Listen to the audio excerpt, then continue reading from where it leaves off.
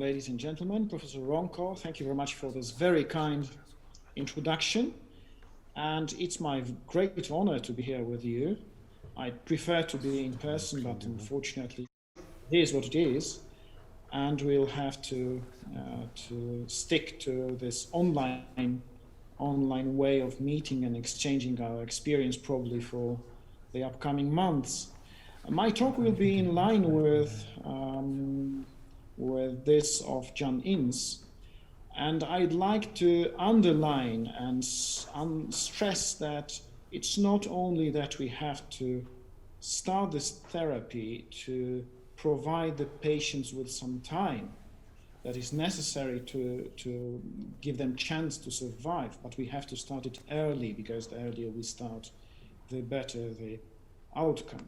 So it's my great privilege to talk about one of three topics that are most scary for doctors in the intensive care unit. Because if you think of intensive care, there are three symptoms that are really dreadful for our patients and that prompt us for very quick response and for quick action. These are severe hypoxemia, coma that happens suddenly, and also hypotension and shock. Next slide.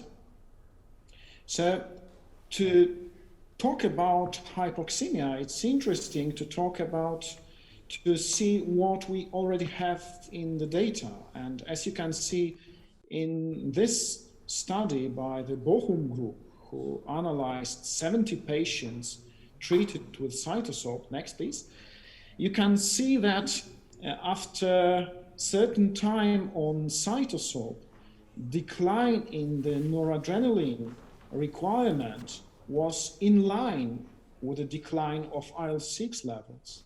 So this decrease of the cytokines, according to this theory of peak concentrations in sepsis, seems to be reflected right away in hemodynamic parameters. Surprisingly, those colleagues did not observe the improvement in mean arterial pressure, but it's not because of ineffectivity of hemoadsorption, but rather it's due to their very accurate titration of noradrenaline. Because if you use vasopressors in adequate doses, you just keep mean arterial pressure at the levels that are indicated for our patients. Next one, please. And these are our experiences. The first one is the one in COVID-19 patient, very severe course of the disease, multi-organ failure, ARDS. And as you can see in this patient, the decline in the pro-inflammatory cytokines was really stunning in this patient. And finally, he fully recovered.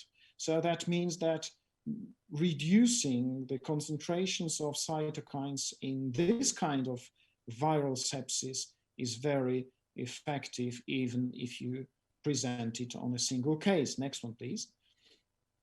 This is another one. This is also from our group, from my colleagues.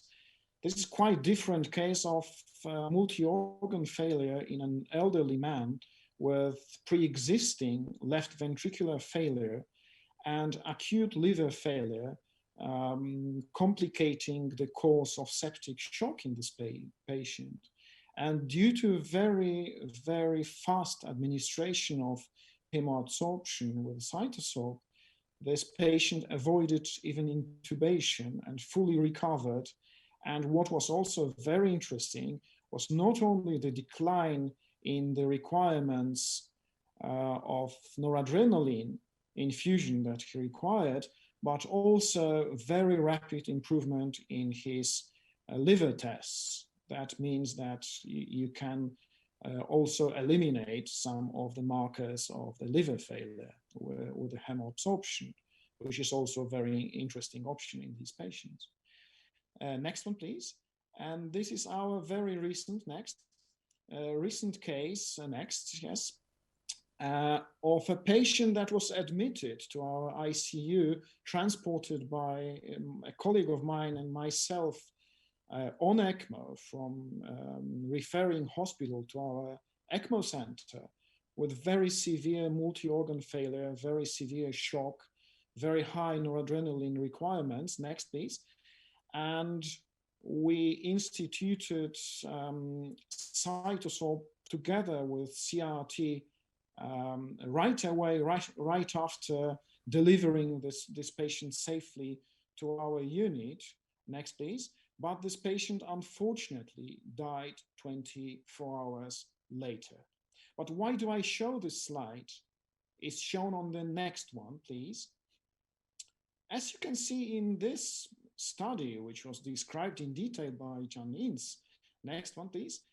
If you look at the regression analysis of the survival or mortality risk in those patients that were treated with CytoSorb, you can notice that high lactate levels at the moment of the start of the therapy with CytoSorb is associated with increased mortality risk. That means that hemoabsorption is effective, but we have to start it early. If we don't start it early, we miss this window of opportunity to help the patient and to save not only his hemodynamics, but his life whatsoever, his life in general. Next one, please. And next. And next one, please. And as you can see in this very nice review paper from Brazilian group, there are several targets that hit the endothelium, which is in fact the main kind of tissue that is affected by sepsis. And in fact, hemoabsorption, next, acts on all levels that are impacted by sepsis. So even though this therapy by itself, by its characteristic, is highly non-selective, this non-selectivity in this case helps us counteract this endothelial dysfunction on many levels, making this therapy very effective. Next one, please.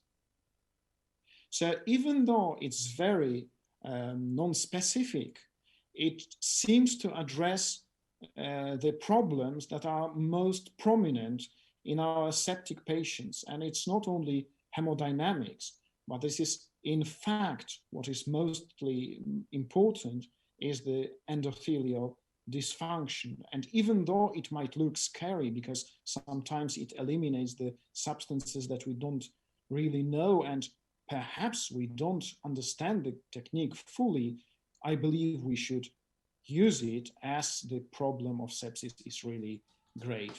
Thank you very much.